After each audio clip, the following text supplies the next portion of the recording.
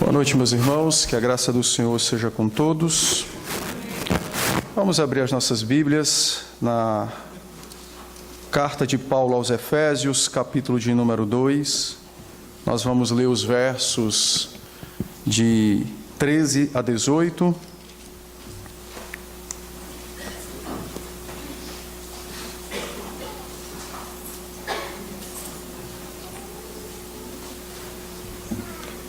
Efésios, capítulo de número 2, os versos que leremos serão os versos de 13 a 18.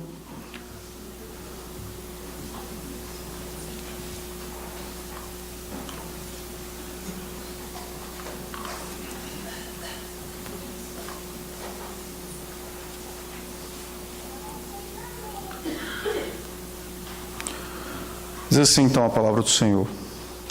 Mas agora, em Cristo Jesus, vós, que antes estáveis longe, fostes aproximados pelo sangue de Cristo, porque Ele é a nossa paz, o qual de ambos fez um, e tendo derribado a parede da separação que está no meio, a inimizade, aboliu na sua carne a lei dos mandamentos na forma de ordenanças, para que dos dois criasse em si mesmo um novo homem, fazendo a paz, e reconciliasse ambos em um só corpo com Deus, por intermédio da cruz, destruindo por ela a inimizade. E vindo, evangelizou paz a vós outros, que estáveis longe, e paz também aos que estavam perto, porque por ele ambos temos acesso ao Pai, em o Espírito. Amém. Vamos orar. Senhor, nós estamos diante da Sua palavra e o nosso desejo é ouvir a Tua santa voz. Por isso que nesse instante nós te suplicamos que o Teu Santo Espírito, o fiel intérprete da palavra, Ele mesmo, com a Sua doce voz, fale aos nossos corações, instruindo-nos acerca da verdade que o Senhor mesmo revelou a nós. Também que Ele mesmo poderosamente aplique a palavra conforme a sua vontade, também conforme a necessidade de cada um dos teus servos, a fim de que a igreja seja edificada, santificada, a fim de que a igreja cresça, a fim de que ela se pareça cada vez mais com o Senhor Jesus, teu Santo Filho. Eu sou apenas um instrumento nas tuas mãos e rogo ao Senhor que os meus pecados, as minhas falhas, as minhas incapacidades não se tornem, ó Deus, impedimento para que o teu nome seja exaltado e para que o teu povo ouça a sua voz. Mas, em nome do teu Santo Filho e na autoridade que Ele mesmo me concedeu por meio da ordenação, dá-me graça nesse instante, a fim de falar ao seu povo das verdades que o Senhor quis que nós conhecêssemos.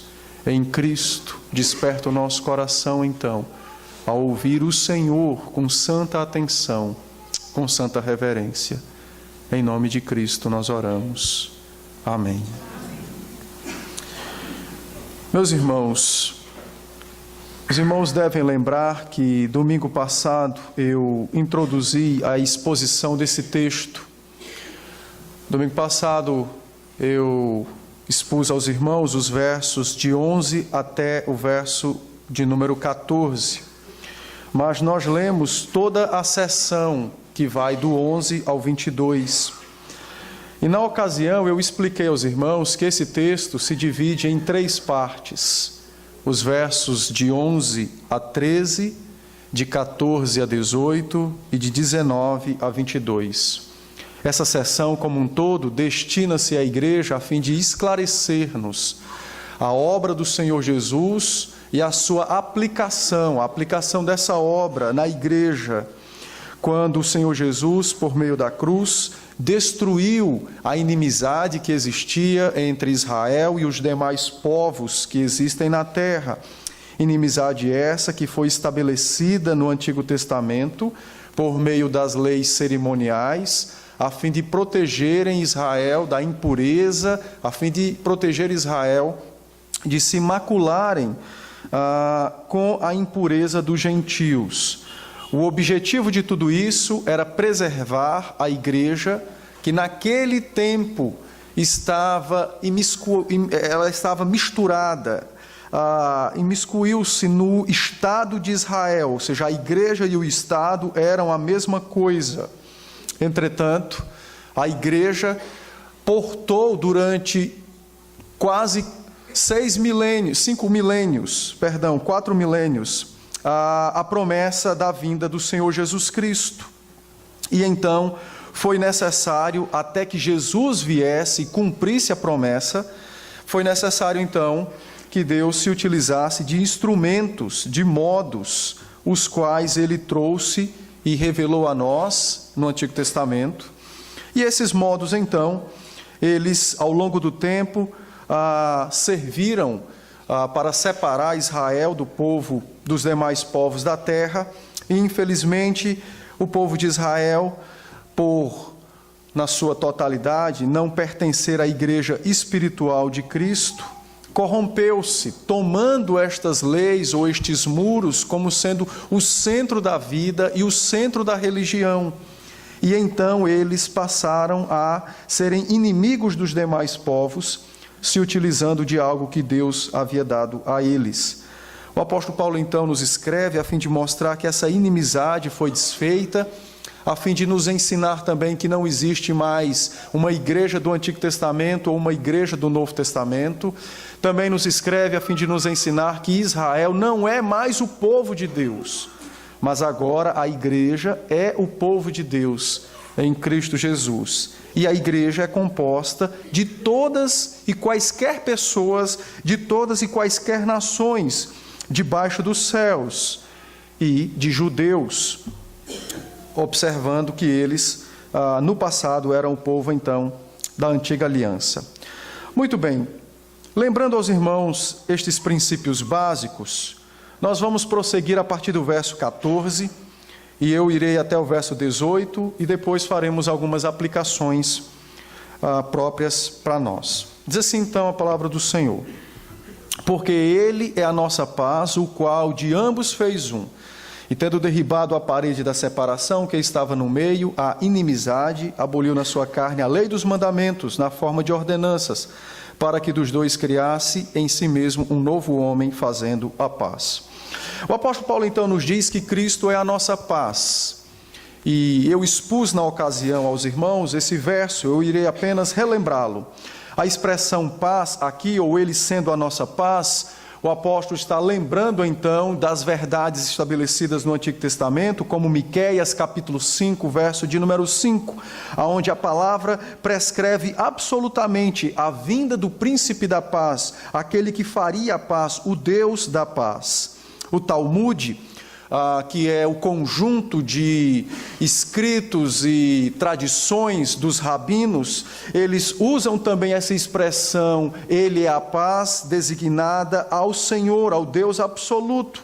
E então Paulo nos faz lembrar que Cristo é a nossa paz, quando Ele nos anuncia então que Ele, como nosso Messias, o nosso Salvador, como nosso Cordeiro Pascal, o qual deu a sua vida por nós, alcançou então a nossa paz, a nossa vida com Deus, alcançou então a nossa esperança de salvação.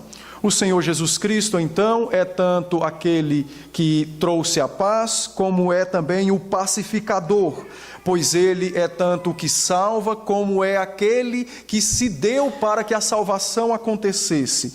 Então, a ideia do apóstolo Paulo é de mostrar à igreja que fora de Cristo não há e é impossível haver reconciliação ou paz entre os povos. Fora de Cristo, então, é impossível que haja uma unidade das nações, haja vista de que o Senhor Jesus, pela sua obra na cruz do Calvário, angariou para si mesmo, então, este formidável título de ser a nossa paz. Ao mesmo tempo que Paulo fala de Cristo como a nossa paz, ele também diz que o Senhor Jesus derribou o muro da inimizade, aquilo que fazia separação entre os judeus, a igreja do Antigo Testamento, e os demais povos na face da terra. O Senhor Deus, então, na pessoa de Jesus Cristo, utilizou exatamente um instrumento horrível como a cruz para derrubar aquele muro de separação, a fim de que agora, por meio da própria cruz, que é o símbolo ou o sinal, então, da vitória de Cristo sobre a morte e sobre o pecado, agora ambos os povos fossem, então, ajuntados ou reunidos como se fossem uma única pessoa e uma nova pessoa. A ideia de Paulo, então, é da igreja. A igreja, o corpo de Cristo, a noiva de Cristo. Quando ele se refere, então, que de ambos fez um novo homem, ele está falando exatamente do seu próprio corpo, a noiva de Cristo, a qual agora é composta de homens e mulheres eleitos dentre todas as nações da terra, de judeus e de gentios. E Cristo, então, fez essa união ou esse novo homem pela sua morte vicária na cruz do Calvário. A ideia de Paulo, então, é que somente em Cristo é que existe completa uniformidade ou união, somente em Cristo existe reconciliação verdadeira, porque Ele é o único poderoso para desfazer as inimizades e para refazer, então, aquilo que foi perdido pelo pecado e foi, então, tão atiçado ao longo dos séculos por Satanás, as inimizades. O verso 15, então, é o verso que precisa de uma maior explicação, porque muitas interpretações, ou, na verdade, entendimentos particulares têm sido trazidos a este verso, pela seguinte expressão: aboliu na sua carne a lei dos mandamentos na forma de ordenanças. Há uma corrente nos dias de hoje chamada antinomianismo, que é anti-lei. Essa corrente é, então, muito em voga nos nossos dias, talvez até muitos de nós sejamos adeptos a ela sem assim sabermos. É a corrente que entende que debaixo da graça não há mais lei. É a corrente que divide, então, os dois testamentos, o Antigo e o Novo. É a corrente que separa o Deus do Antigo Testamento do Novo Testamento. É o Deus mais duro e severo no Antigo e é um Deus mais bonachão no Novo Testamento. Essa corrente, então, interpreta esse texto e alguns outros como se fosse, de fato, a anulação completa de toda e qualquer lei do Antigo Testamento, ficando para nós, então, apenas os quesitos morais. É como se o Antigo Testamento não tivesse mais uma aplicação espiritual para a igreja dos nossos dias. Essa corrente é completamente equivocada na sua constituição e na sua interpretação. Nós veremos isso ao longo da exposição desses versos.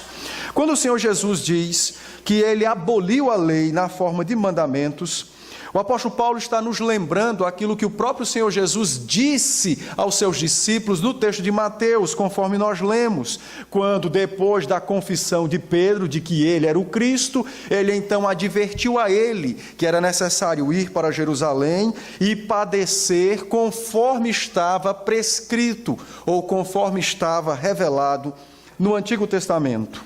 Paulo então nos mostra que essa abolição da lei não se deu em revogá-la, se deu exatamente em que o Senhor Jesus cumpriu a lei plenamente no seu corpo físico ou na sua existência terrena. Ele cumpriu a lei completamente, de tal maneira que o cumprimento maior da lei foi exatamente a sua própria morte. A lei precisa ser bem entendida por nós, porque a lei ela exigia do homem obediência moral e, ao mesmo tempo que ela exigia essa obediência moral, também exigia uma afeição espiritual. Mas devemos nos lembrar que a lei se transformou num fardo para os homens, pois os homens estavam mortos nos seus delitos e pecados. Não poderia cumprir a lei, então naturalmente eles eram sentenciados por ela, por conta de sua própria incapacidade de obedecê-la e de alcançar aquilo pelo qual ela exigia. O Senhor Jesus Cristo, então, ele cumpriu a lei completamente no seu corpo, no seu ser, na sua vida. E quando a Bíblia diz que Cristo aboliu a lei, o que ele fez foi exatamente desfazer ou tornar incapaz, impotente a lei no que diz respeito à sua exigência de obediência absoluta, bem como também a sua punição quando ela atribuía culpa aos homens por não poder cumpri-la, por não poder obedecê-la de modo que ela mesma prescrevia. Em Colossenses, capítulo 2, os versículos 13 e 14, o apóstolo Paulo nos diz assim, e isso é para todos os homens, é o quadro de todos. Então Paulo nos diz assim: a vós outros que estáveis mortos pelas vossas transgressões e pela incircuncisão da vossa carne, vos deu vida juntamente com ele, perdoando todos os nossos delitos, tendo cancelado o escrito de dívida que era contra nós e que constava de ordenanças, o qual nos era prejudicial, removeu inteiramente, encravando-o na cruz. Então Paulo nos diz que o Senhor Jesus anulou exatamente essa parte quando ele diz que as ordenanças nos eram prejudiciais, porque estas ordenanças, somadas à nossa incapacidade de obedecê-las, o resultado era condenação.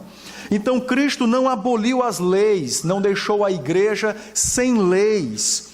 Pelo contrário, através de sua carne ou de sua morte na cruz do Calvário, o Senhor Jesus, ele desfez, anulou, tornou incapaz aquilo que a lei tinha no Antigo Testamento como seu maior trunfo ou como a sua maior força, que era a sua exigência somada à incapacidade dos homens. O Senhor Jesus Cristo, então, ao cumprir a lei, agora abriu um novo caminho para nós e para todos os crentes de todas as épocas e de todas as partes. Qual? Ele é o segundo Adão, conforme a palavra nos diz. E como segundo Adão, era nosso representante. E como representante, agora, ele ao cumprir a lei, teoricamente, nós também a cumprimos. E é por esta razão que hoje, ao lermos a lei, nós amamos a lei, porque ela não nos traz mais pavor ou medo.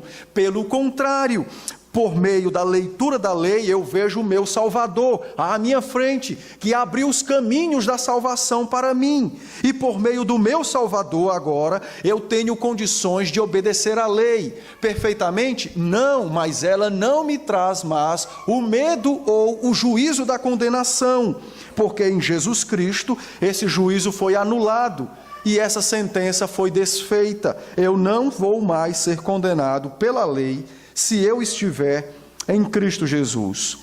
O apóstolo, então, nos ensina esta verdade santa, a fim de que nós amemos a lei e descansemos na providência divina, a providência da nossa salvação.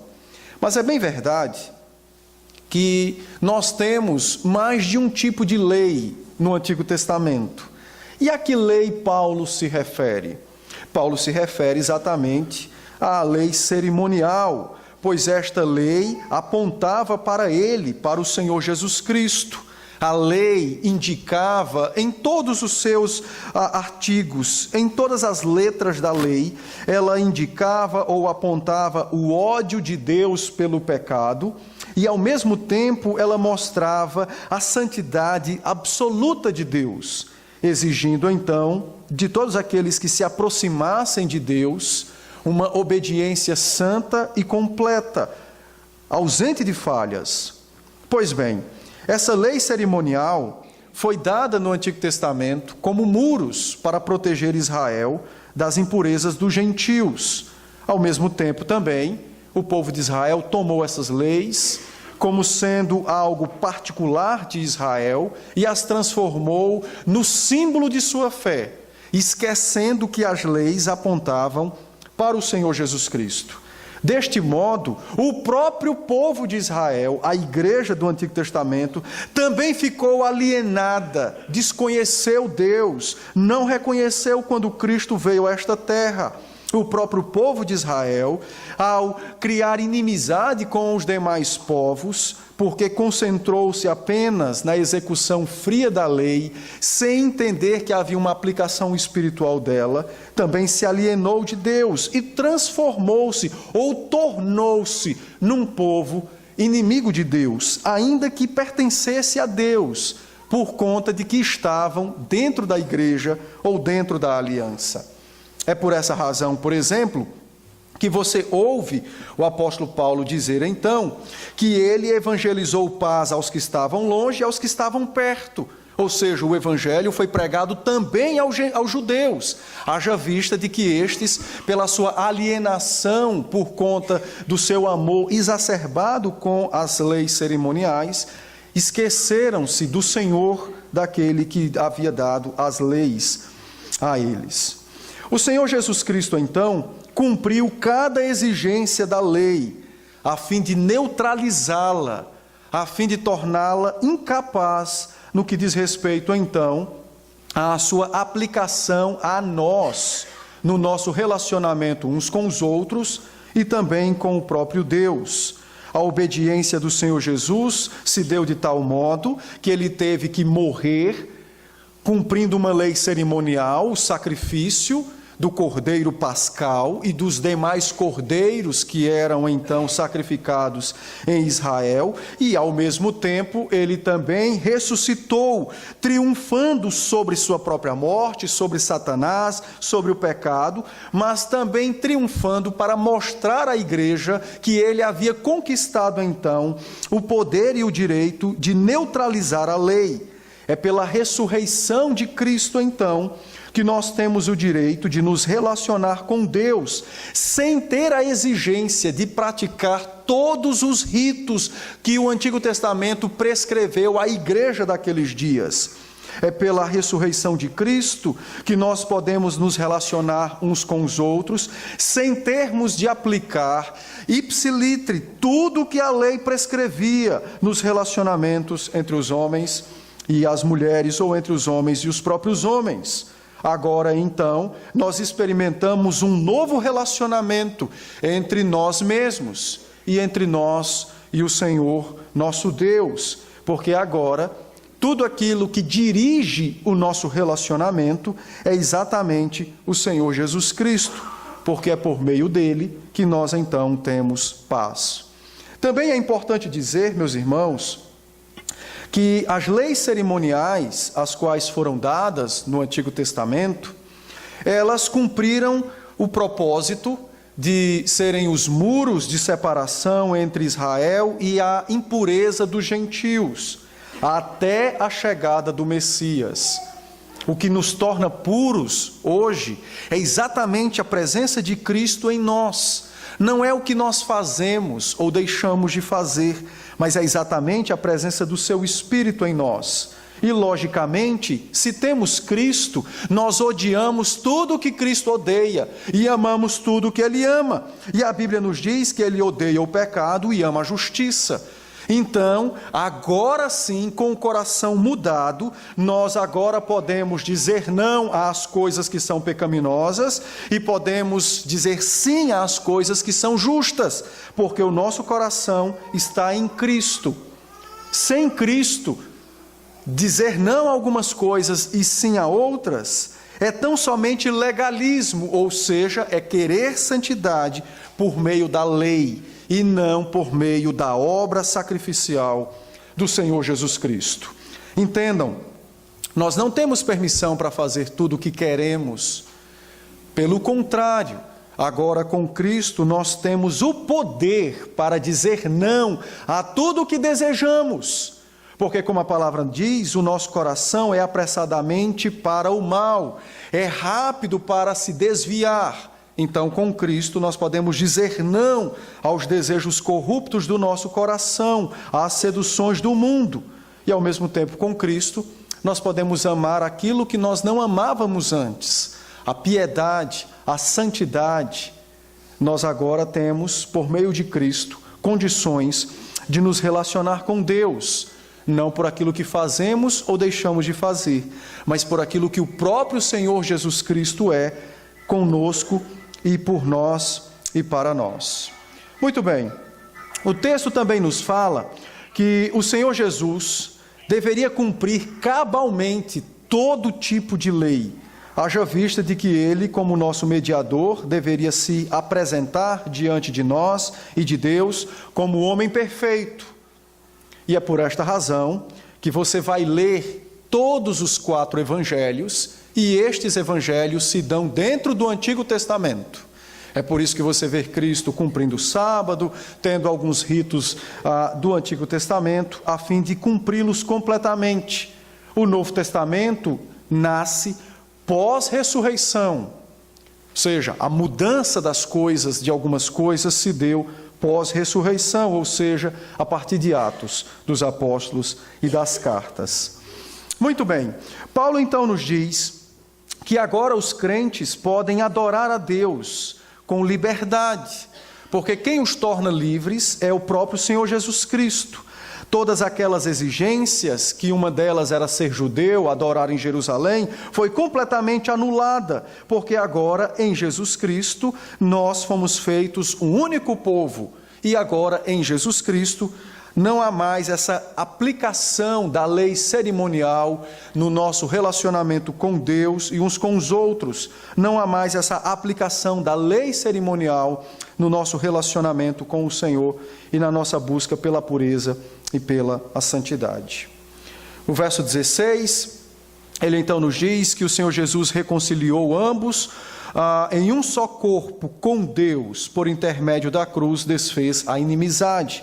Ou seja, o Senhor Jesus Cristo reconciliou ambos, tanto judeus quanto gentios, com o próprio Deus. A ideia de reconciliar é a ideia de desfazer a inimizade que havia e a ideia de estabelecer uma amizade que não existia. Então, o Senhor Jesus Cristo nos ensina que, o apóstolo Paulo nos ensina que o Senhor Jesus Cristo desfez aquela inimizade e estabeleceu agora uma amizade a qual não existia entre os povos e entre estes povos e o próprio Deus. Cristo Jesus não morreu para reconciliar apenas judeus e gentios, mas para reconciliar judeus e gentios com o Senhor, com Deus, para restabelecer o nosso relacionamento e para restabelecer o caminho da adoração da igreja com o Deus absoluto que deve ser adorado. Essa reconciliação, diz o apóstolo Paulo, se deu por intermédio da cruz, ou seja, a igreja que é o corpo de Cristo, constituída agora de judeus e gentios, ou seja, de pessoas da antiga aliança e pessoas da nova aliança, vivem agora debaixo de uma nova aliança estabelecida pela morte de Cristo Jesus, entretanto, possuindo a mesma esperança de salvação, a mesma esperança dada no Antigo Testamento e cumprida no Novo Testamento. Nós também vemos aqui, no verso 16, um dos maiores milagres, ou uma das maiores mudanças que poderia haver na face da terra. Um instrumento de dor e de tortura como a cruz foi transformado exatamente num instrumento de salvação. É bem verdade que a cruz não é o sinal do cristianismo. Algumas igrejas usam cruzes. Ela não representa o cristianismo. O que representa o cristianismo é exatamente a ceia e a pia batismal. Mas a cruz não é ignorada, haja vista de que ela foi usada pelo Senhor como grande instrumento para desfazer a inimizade, para estabelecer uma amizade. E agora, então, ao olharmos para a cruz, e ao invés de fugirmos dela, porque ela é um sinal de horror, nós nos aproximamos dela, porque ela nos mostra o sacrifício do Senhor Jesus Cristo e os efeitos dessa morte substitutiva na cruz por nós. No verso 17, então, o apóstolo nos mostra o mecanismo, ou como isso tudo veio parar em nossas mãos, de que maneira e como estas coisas foram processadas, apresentadas, e elas chegaram até nós hoje, 2000 anos depois do Senhor Jesus Cristo ter morrido e ressuscitado. O apóstolo nos diz que o mecanismo foi a pregação. Então o Senhor Jesus veio e evangelizou paz a vós outros que estáveis longe e também paz aos que estavam perto. O mecanismo então é a evangelização, a palavra de Cristo, a pregação da palavra da paz, trazida pelos apóstolos, pelos profetas, pelos pastores do Novo Testamento. É a pregação da palavra. A única coisa, o único instrumento que pode tornar aplicável, suficientemente eficaz ao coração do homem, seja nos tempos anteriores, seja nos tempos de hoje, toda a obra do Senhor Jesus Cristo é a pregação da palavra, a pregação da paz. O apóstolo nos diz então que a pregação da paz foi exatamente o instrumento que o Senhor usou para ir tanto aos gentios como aos judeus. E por esta razão, como foi a pregação, esse instrumento que foi usado para ambos os povos que estavam em inimizade, aprove a Deus acompanhar essa pregação nos tempos dos apóstolos, com dons espirituais que não existem mais hoje, a fim de que a comunidade pactual da Antiga Aliança, do Antigo Testamento, e a comunidade do Novo Testamento, a Igreja em Cristo Jesus, pudessem então ser unidas, sem haver ranhuras, ou para que não houvesse também nenhum tipo de sobreposição de um para com o outro. Então agora você pode compreender, por exemplo, por que os apóstolos falaram em línguas e você não fala nenhuma. A razão é simples, porque eles estavam num momento de transição. Era o momento em que a igreja do Antigo Testamento iria unir-se à igreja do Novo Testamento, para que de fato uma única igreja, a igreja de Cristo Jesus, pudesse então existir e pudesse agora ser composta tanto pelos crentes do Antigo Testamento quanto pelos crentes do Novo Testamento. É por essa razão que você tem o relato de milagres poderosos no livro de Atos, exatamente como nós tivemos milagres feitos por outros profetas do Antigo Testamento, mas não os temos mais hoje. Deus não mudou, o Espírito Santo não perdeu o seu poder. A diferença é que aqueles dons foram específicos para aquele momento, para que esse instrumento, a pregação da paz aos que estavam longe, aos que estavam perto, fosse identificada em ambos os lados como sendo o mesmo instrumento de unificação e de transição da igreja do Velho Testamento para a nova igreja do Novo Testamento em Cristo Jesus, composta de judeus e de gentios. O verso 18 então conclui para nós dizendo o seguinte: o resultado de tudo isso é que em Jesus Cristo, ambos, tanto gentios quanto judeus, temos acesso ao Pai em um Espírito. Então Paulo nos diz que o resultado é que nós agora temos acesso em um Espírito, o mesmo acesso que a igreja do Antigo Testamento possuía por meio dos seus símbolos, como a arca, como o tabernáculo, o templo, o monte, Jerusalém, etc. Agora, na nova aliança, um acesso muito maior, superior, é dado a nós em Jesus Cristo.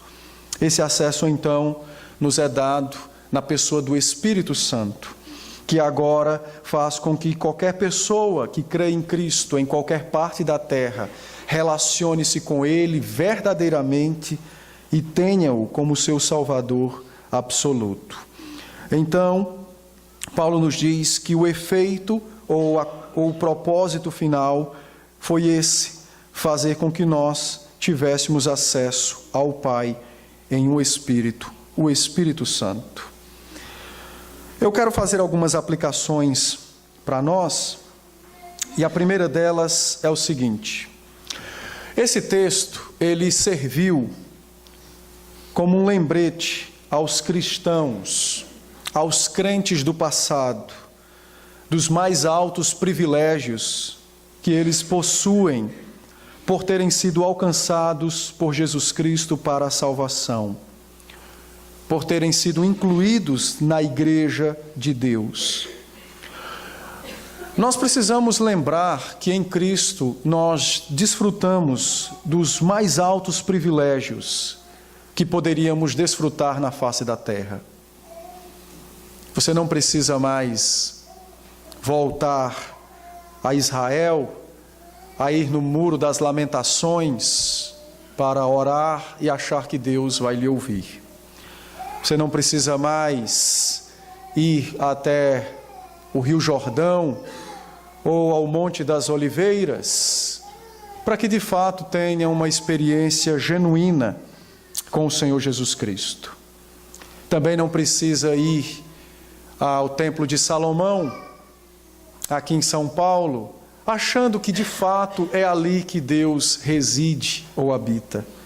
Você não precisa, meus irmãos, se utilizar de instrumentos como a matança de um cordeiro para ver o seu Salvador morto diante de você. Nós temos os mais altos privilégios que qualquer homem na face da terra poderia ter. Nós fazemos parte da Igreja de Jesus Cristo. Nós fomos introduzidos no corpo daquele que reina sobre todas as coisas. Nós fomos alcançados quando nós estávamos desgarrados, quando nós o odiávamos, Ele foi ao nosso encontro e nos trouxe de volta. Éramos inimigos de Deus, odiávamos a Deus, e Ele então nos trouxe por meio da sua morte e ressurreição. E é por esta razão que a palavra paz faz sentido a nós. Ainda que vejamos o mundo, e especificamente o nosso país, caindo aos pedaços como está. A nossa paz não depende de circunstâncias, nem muito menos de dias bons e agradáveis nessa terra. A nossa paz depende unicamente do nosso relacionamento restaurado com Deus por meio de Cristo, porque é por meio dele que eu posso amá-lo acima de todas as coisas, acima até mesmo de minha própria vida. E é por meio de Cristo que eu posso amar o outro, ainda que o outro peque contra mim, me decepcione, seja falho, ainda que o outro, por prazer, descubra as minhas falhas diante dos demais, mas em Cristo eu posso amá-lo. A nossa paz não foi estabelecida nesta terra, não foi estabelecida para ser vivenciada ou usufruída neste mundo.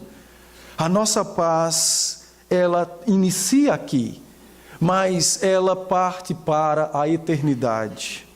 A nossa paz é tão somente sabermos que, ainda que sejamos falhos e pecadores, Cristo nos amou independentemente de nossas falhas e que trabalha arduamente ao lado de seu Pai, para que nós cheguemos à casa de seu Pai, que foi prometida e preparada para nós. Que privilégios maiores poderíamos alcançar neste mundo, nesta terra? Nós temos Cristo. Ainda há algo mais ou melhor que possa acontecer? Até a própria morte, que para muitos é o terror, para nós é apenas o momento em que deixamos este mundo e acordamos diante de nosso Pai. As lutas, as dores, as doenças, os sofrimentos, ainda que nos façam chorar nesta terra, mas no mesmo instante o Espírito nos lembra que em nenhuma delas se encontrará mais em nossos rostos quando estivermos com Cristo nos céus. Meus irmãos, que grande privilégio nós temos de termos Cristo e de pertencermos à Igreja do Senhor Jesus. A única coisa que resta a nós é amar a Cristo e a sua Igreja. Não há nada mais a fazer, a não ser amar a Cristo e a sua igreja. Infelizmente, os nossos dias, para muitas pessoas, a igreja tem se tornado um grêmio, um supermercado, um lugar para largar os filhos, para receberem boa instrução moral. A igreja não é nada disso, nem é um hospital. A igreja, na verdade, é algo que não faz parte deste mundo. Ela é composta de santos e de pecadores. Os santos são os que creem verdadeiramente em Cristo, remidos por Cristo. E daqueles que se introduzem no meio dos santos, mas que não creem em Cristo. A igreja é composta de pessoas desses dois tipos, dos que vão para os céus e dos que vão para o inferno. Entretanto, ainda que haja essa composição mista dentro dela, Deus, conhecendo cada coração, em nenhum momento se furta de abençoar os que são seus e os que são de Satanás. Em nenhum momento a sua mão estende-se mais a um e é remissa para com o outro. Mas do seu alto e sublime trono abençoa a ambos, com as ações do seu Espírito, com a sua palavra, com os sacramentos, com bênçãos temporais desta terra. E tudo isso por uma única razão, porque eles estão na igreja, o corpo de Jesus Cristo, a noiva do seu Filho, comprada por um alto preço, alcançada mediante a morte do seu próprio Filho. Foi o sangue de Cristo o preço para que a igreja existisse. Nós temos todos os privilégios que poderíamos imaginar ou requerer na face da terra. E só temos esses privilégios porque estamos em Cristo e estamos na sua igreja. Fora de Cristo não há salvação, e fora da igreja não há nenhum tipo de graça da parte de Deus, graças destinadas ao seu povo. Há um ditado católico que é verdade: Deus é o Pai e a igreja é a mãe. Infelizmente, para os católicos, a igreja, como mãe, se tornou maior que o pai. E por isso eles pecam, por achar que sua salvação depende da igreja e não de Cristo. Mas esta frase é verdadeira: a igreja é o pai. Deus é o pai, e a igreja é a mãe. Porque é pela igreja que Deus alcança e revela os seus salvos na face da terra. Por isso, compete a nós amar a igreja com todas as forças e amar a Cristo com tudo que possuímos, porque nós já desfrutamos de privilégios absolutos e graciosos, porque estamos em Cristo Jesus. Não tem nada mais que possa ser feito para a nossa salvação, porque tudo o que era necessário já foi realizado por Cristo. Por isso, então, agora você tem liberdade de se entregar a Cristo, de viver por Ele e para Ele. Você tem agora a liberdade de encontrar plena alegria nele. Você tem agora a liberdade de encontrar felicidade e paz nele. Essa liberdade foi dada a nós. Às vezes, mesmo nós, crentes, queremos encontrar alegria fora de Cristo Jesus. Queremos encontrar paz fora de Cristo. São as falsas promessas de estabilidade financeira, de estabilidade em trabalhos, como se estas estabilidades de fato trouxessem algum tipo de paz. Ainda que elas sejam boas, meus irmãos, a paz verdadeira não se dá fora do homem, se dá dentro do coração. Não há na prateleira de um supermercado um objeto chamado paz que você compre e acalme a alma. Ela nasce dentro, ela vem de dentro e ela só pode vir de dentro se o Espírito residir ali, se pertencermos a Cristo, se formos de Cristo. Por isso, então, ame a igreja, ame Cristo, entregue-se completamente a Ele, ao máximo, e viva os dias que Ele lhe der nesta terra, usufruindo das bênçãos, dos privilégios que Ele já lhe concedeu, e o maior de todos é de pertencer a Ele e à sua santa e amada igreja. Em segundo lugar, esse texto também nos lembra que Israel não é mais o povo de Deus. Israel não é o povo de Deus, foi no passado, mas pós morte e ressurreição de Cristo, não é mais o povo de Deus. Eles precisam do Evangelho, eles precisam de nossas orações para receberem o Senhor Jesus Cristo como seu Salvador. De fato, eles foram a igreja do Antigo Testamento.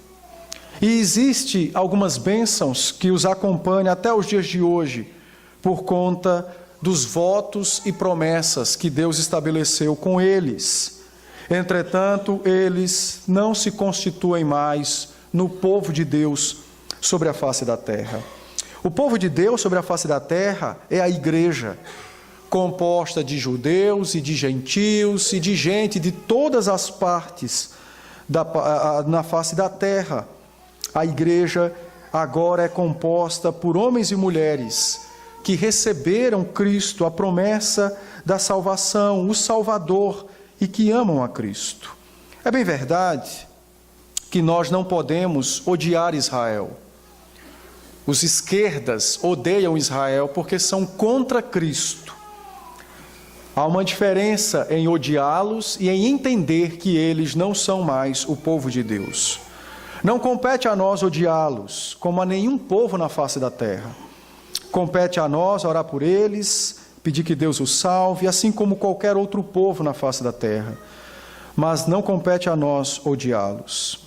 Ainda há um relacionamento, ainda há algumas bênçãos por conta de promessas que Deus os fez para eles.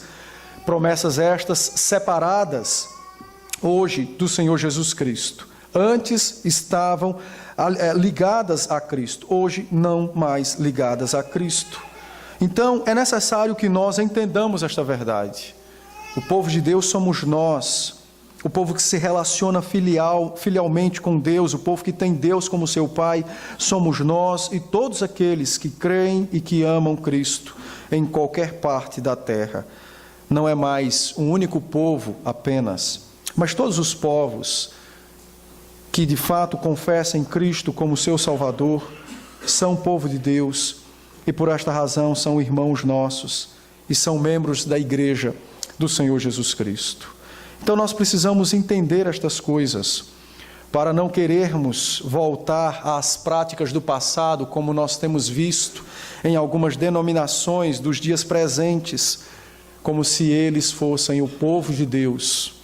Não, o povo de Deus é a igreja. Nós somos o povo de Deus. Por fim, eu preciso esclarecer aos irmãos algo que talvez seja uma das grandes dificuldades para muitos, que é exatamente a transposição ou a ponte do Antigo para o Novo Testamento. Então, preciso que os irmãos me acompanhem com atenção para aquilo que vou dizer. Há uma continuidade entre a igreja do Velho e a igreja do Novo Testamento. Essa continuidade tem mudanças em alguns elementos. Algumas coisas continuam com mudanças nos elementos, como a própria lei cerimonial que eu falei, a qual ficou ineficaz para nos condenar, mas o seu princípio espiritual quanto à pureza permanece. Então, é necessário compreendermos esta verdade, porque isso deve mudar o nosso relacionamento com Deus, o nosso culto, a nossa evangelização, deve mudar toda a nossa maneira de existir na face da terra. Pois bem, eu vou citar apenas 4 coisas. Posteriormente, ao longo da carta, farei citação de outras que são necessárias serem mencionadas. Em primeiro lugar, uma das coisas que confunde muito os cristãos é exatamente o batismo. Os irmãos devem lembrar que no Antigo Testamento, Deus fez uma aliança com Israel em Abraão, Gênesis capítulo 17. Essa aliança foi estabelecida e ela seria o sinal de que Israel pertencia ao Senhor. Então, a circuncisão era o sinal do pacto. Qualquer pessoa, até a morte e ressurreição de Cristo, para pertencer à igreja de Deus na terra, tinha que ser um israelita. Ele tinha que ir a Israel, ele tinha que circuncidar-se, porque aquele era o sinal da aliança. O batismo, então, é o sinal do Novo Testamento, da aliança ou do pacto. O batismo, assim como a circuncisão, são os sinais externos da entrada das pessoas na igreja de Cristo. A circuncisão foi o sinal externo do Antigo Testamento, o batismo, o sinal externo do Novo Testamento. Pois bem, no Antigo Testamento, então, cortava-se a carne do homem, excluindo as mulheres. Daí a heresia dos mórmons de crer que as mulheres são salvas pelos homens. E por esta razão eles advogarem a poligamia. Entretanto, isto foi anulado, porque quando Jesus estabeleceu o batismo como sinal da entrada na igreja, este sinal externo operado com água incluiu agora homens e mulheres. Então a graça se tornou abrangente. E as mulheres, então, agora visivelmente são aceitas na igreja do Senhor Jesus. No Antigo Testamento, elas eram aceitas visivelmente por estarem dentro da comunidade de Israel. Mas no Novo Testamento, agora, elas vêm pessoalmente a Cristo. Então é importante entendermos isso. Mas talvez alguém se levante e diga: pastor, mas por que nós não circuncidamos? A razão é simples. Abra comigo a sua Bíblia, Lucas capítulo 2, 21, por favor. Evangelho segundo Lucas, capítulo de número 2, o verso 21 apenas. Diz assim, falando acerca do Senhor Jesus: completados 8 dias para ser circuncidado, o menino, deram-lhe o nome de Jesus, como lhe chamara o anjo, antes de ser concebido. Aí você lê Mateus 28.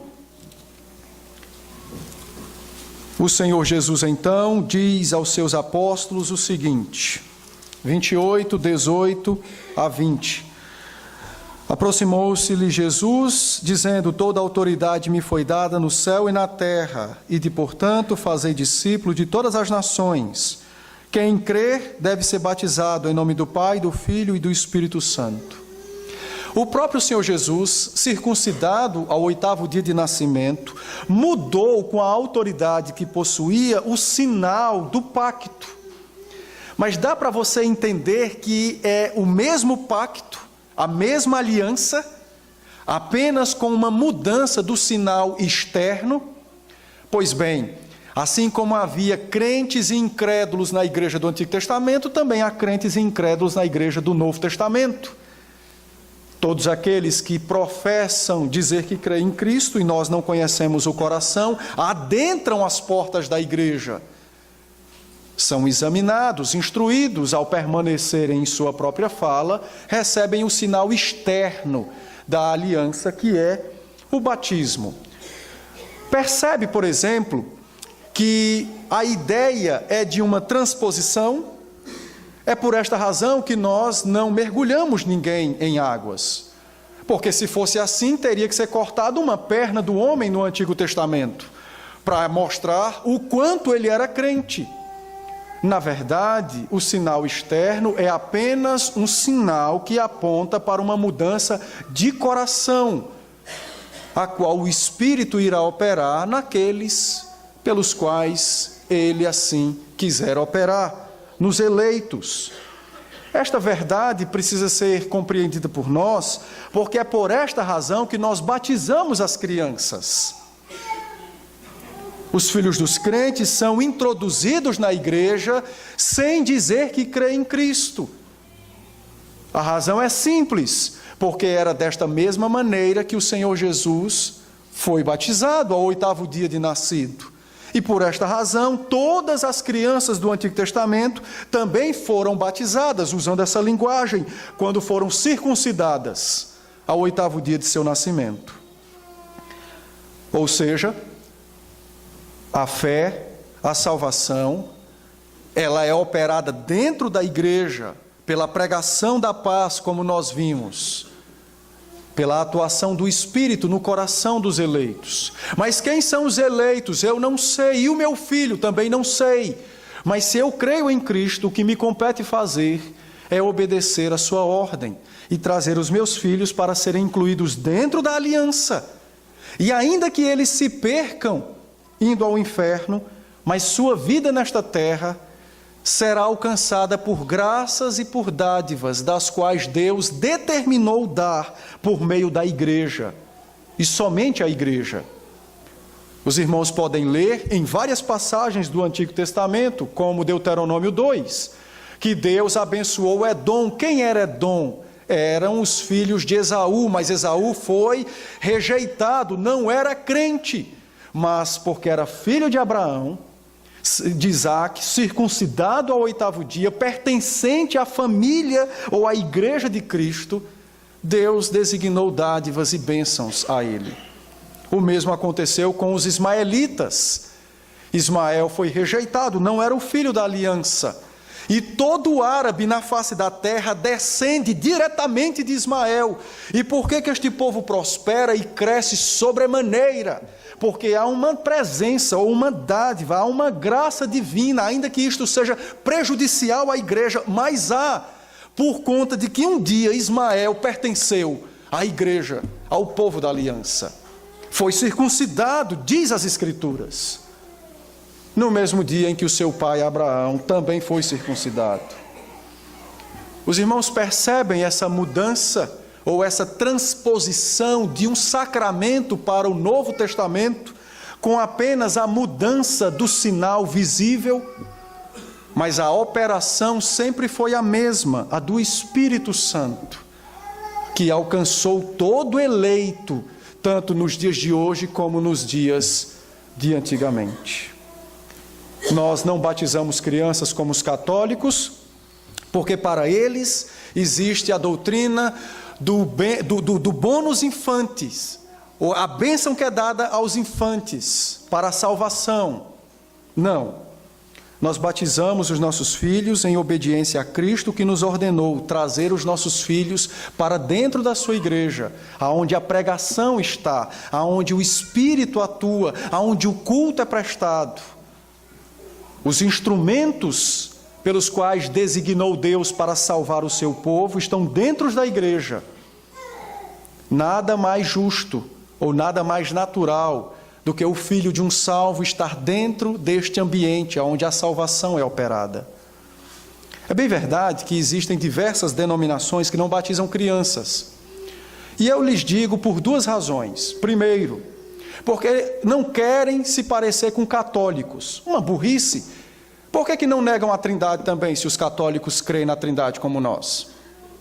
Mas, para não se aparentarem com os católicos, negam o mandamento de Deus.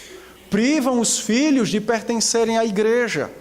Entretanto, eles fazem um ritual a fim de apaziguar a mente por conta da desobediência à palavra, que é a apresentação dos filhos. E sonega aos filhos o elemento externo do sacramento, que é a água. Percebem como, por a falta de um entendimento, as pessoas vivem séculos e séculos em desobediência a um mandamento de Cristo? A outra razão é porque eles passaram a crer que o batismo deve ser aplicado a todo homem que tem a fé salvadora, ou a fé verdadeira. O grande detalhe é que ninguém sabe quem tem a fé verdadeira. Então, para fugirem deste argumento, eles ignoram a promessa ou o batismo e decepcionam dia após dia com aqueles que eles batizaram, crendo que eram salvos de verdade, e no outro dia estavam na porta da rua blasfemando Cristo. Nós não somos assim. Nós somos pactuais, porque a palavra prescreve alianças, pactos. E é por esta razão que nós bendizemos a Cristo, porque nos aceitou pela graça e aceita os nossos filhos também pela graça. Que bênção termos uma família exposta anos após anos às palavras de Cristo e às operações do seu Espírito. Em segundo lugar, eu preciso me adiantar, o Antigo Testamento tinha um outro sacramento. Qual? O sacramento da Páscoa. A Páscoa, no Antigo Testamento, lembrava aos israelitas a salvação que foi operada no Egito. Eles foram salvos da escravidão e da morte que foi operada na vida de todo primogênito nas terras do Egito naquela noite. Os irmãos podem ler o texto, Êxodo 12, de 1 a 15, verão isso. A ceia é exatamente a Páscoa no Novo Testamento. A ceia é o sacramento do Novo Testamento que nos lembra, pela morte e ressurreição de Cristo, nossa salvação. Se você ler, por exemplo, Lucas 22, de 19 a 20, você verá o Senhor Jesus dizendo, na última Páscoa em que comeu nesta terra, dizendo: este pão é símbolo do meu corpo, este cálice é símbolo do meu sangue, fazei isto em memória de mim. Eu me dou por vós. Como vocês se lembrarão de mim? Pelo pão e pelo vinho. Pois bem, assim como no Antigo Testamento o sacramento da Páscoa tinha elementos externos, visíveis, que era o pão, as ervas amargas e o cordeiro assado, assim também no Novo Testamento nós temos os elementos visíveis, o pão e o vinho. Pois bem, a ceia do Senhor é a nossa Páscoa. E é por esta razão que não é mais permitido à igreja no Novo Testamento ter uma Páscoa em abril, em março, em maio, em junho, em dezembro. Isso é uma aberração, porque a nossa Páscoa está aqui. Observe um detalhe. Deus nos deu 52 domingos para nos lembrar da ressurreição do Senhor Jesus Cristo, já que o domingo foi estabelecido, a mudança do sábado para o domingo foi estabelecido pela sua ressurreição. Mas algumas pessoas, inteligentemente, uma inteligência que eu não consegui ainda perceber como alcançaram esse grau de maturidade, viram que é melhor ter um único domingo, o de Ramos, do que ter 52 ao longo do ano. Dá para entender? No domingo de Ramos celebramos a ressurreição de Cristo, e nos outros domingos nós fazemos o quê? Não dá para perceber que há uma distorção das verdades bíblicas, porque há um saudosismo implantado para com Israel, com as práticas judaicas. Se nós queremos praticar as práticas judaicas, temos que abandonar Cristo, porque nós vimos que ele as cumpriu cabalmente e as aboliu no corpo de sua carne, por meio da cruz. Por esta razão, queridos, hoje, nesse exato momento onde nós tomaremos a ceia, ela é a nossa Páscoa, a lembrança da morte e ressurreição de Cristo em seu favor, especificamente. Você não precisa voltar a Israel, comprar um carneiro, passar 5 dias com ele na sua casa, imolá-lo ao 14º dia, melar as paredes da sua casa com sangue, para saber que o seu Salvador morreu. Não! Ele está aqui. Visivelmente foi dado a você o corpo e o vinho, o pão e o vinho, simbolizando o corpo e o sangue de Cristo. Nós não precisamos mais assar um cordeiro em brasas para saber que o nosso Salvador morreria por nós. Ele morreu por nós. E hoje o que nós celebramos é a sua vitória, a ressurreição. A Páscoa no Antigo Testamento apontava para a morte de Cristo. A ceia aponta para a sua ressurreição. Hoje o que nós celebramos é exatamente a esperança do seu retorno. Israel celebrou por quase 1500 anos a esperança da morte do Redentor. Hoje nós celebramos, até o dia em que Cristo voltar, a certeza de que nosso Redentor já morreu por nós, ressuscitou por nós, e agora nós o aguardamos com grande ansiedade e com grande desejo. Nós não precisamos de um episódio no ano para nos lembrar de nossa salvação. Maior privilégio deu o Senhor a nós. Nós o temos dominicalmente e uma vez por mês através da ceia, a qual eu particularmente entendo que deveria ser ministrada dominicalmente. Mas isso é um outro assunto. Então, a ceia é exatamente a administração da Páscoa veterotestamentária. A Páscoa do Velho, ao chegar na morte de Cristo, ela foi então substituída, os seus elementos, e agora é a ceia do Senhor Jesus. Em terceiro lugar, nós temos o culto. Eu vou pedir aos irmãos que me compreendam por conta do horário.